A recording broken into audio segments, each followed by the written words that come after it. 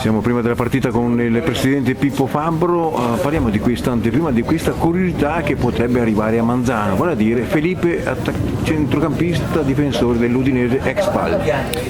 No dai, Felipe è un amico prima di tutto, è un ragazzo che abita qua a Udine dopo i suoi trascorsi nell'Udinese e nelle altre squadre ha deciso di rimanere qua, quindi di base è un amico che si allena da un po' di tempo con noi e quindi in realtà è questo in questo momento, poi quello che deciderà lui lo deciderà perché sarà una sua scelta. Io spero comunque che lui possa continuare a giocare nel calcio professionistico come un ragazzo che ha quasi 400 partite in Serie A, quindi non penso che possiamo scoprirlo oggi, comunque siamo contenti di averlo con noi.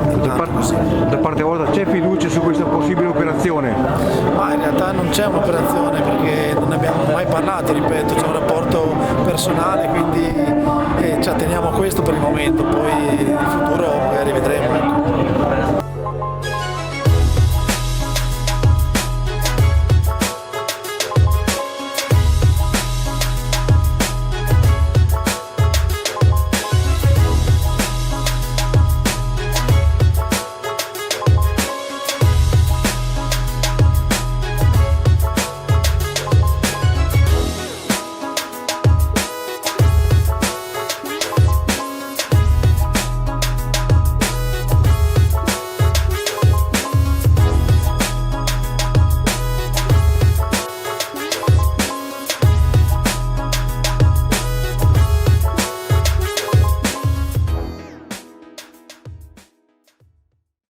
Allora Ivo, una grande prestazione anche oggi da parte della Manzanese, ma anche tua personale, e però non è arrivato il gol.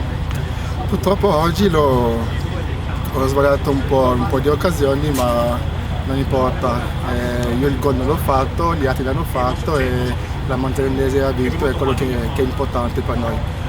Oggi si festeggia da capolista. Oggi siamo primi. Noi però non dobbiamo dimenticare che siamo una neopromessa, quindi noi giochiamo senza pensieri, senza essere consapevoli che siamo primi e facciamo il nostro percorso senza problemi. 5 gol in 4 partite piene con 3 ritagli in questo campionato, importanti perché hai perso anche ben 5 gare in questo torneo. Purtroppo sono degli episodi, è successo questo, non ci possiamo fare niente.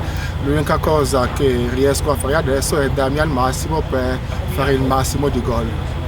Per quanto riguarda il torneo, ora si farà difficile perché domenica c'è un appuntamento molto importante al Briamasco di Trento.